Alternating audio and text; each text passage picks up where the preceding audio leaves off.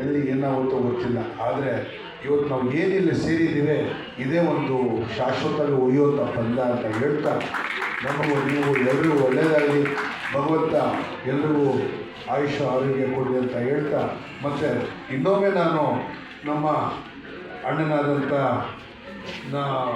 ಗೋವಿಂದ ಅವ್ರು ಹೆಸರು ಹೇಳ್ಬೇಕಂದ್ರೆ ಸ್ವಲ್ಪ ತಡಮಾಡಿಸ್ತೀವಿ, ತಿಳ್ಕೊಬೇಡಿ. ಯಾಕಂದರೆ ನಾವು ಯಾವತ್ತೂ ಅವ್ರಿಗೆ ಅಣ್ಣ ಇದು ಕೆಲವು ಸಲ ಅಣ್ಣ ಅಂತ ಯಾವ ಅಣ್ಣನಪ್ಪ ಅಂದರೆ ಹೆಸರು ಹೇಳೋಕ್ಕೆ ಆಗೋದಿಲ್ಲ ನಾವು, ಆ ಥರ ಒಂದು ಭಯ ಅವರಿಗೆ, ಹೆಸರು ಕಂಡ್ರೇ ಭಯ.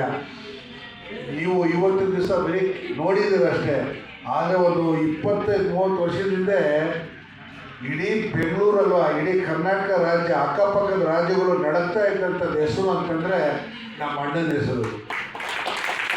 ಇವತ್ತು ಕನ್ನಡ ಈ ಮಟ್ಟಕ್ಕೆ ಇಲ್ಲಿ ಬಂದು ಅದರಲ್ಲೂ ಕನ್ನಡ ಇಂಡಸ್ಟ್ರಿ ಉಳಿಬೇಕಂತಂದರೆ ಅದು ಕಾರಣನೇ ನಮ್ಮ ಗೋವಿಂದಣ್ಣ. ಅದರಿಂದ ಆ ಅಣ್ಣನ ಮುಂದೆಗಡೆ ನಾವು ನಿಂತಿರೋದೇ ಒಂದು ನಮ್ಮ ಪುಣ್ಯ ಅಂತ ಭಾವಿಸ್ತಾ ತಮ್ಮೆಲ್ಲರೂ ಒಳ್ಳೆಯದನ್ನು ಹಾರೈಸ್ತೀನಿ. ನಮಸ್ಕಾರಗಳು. Thank you.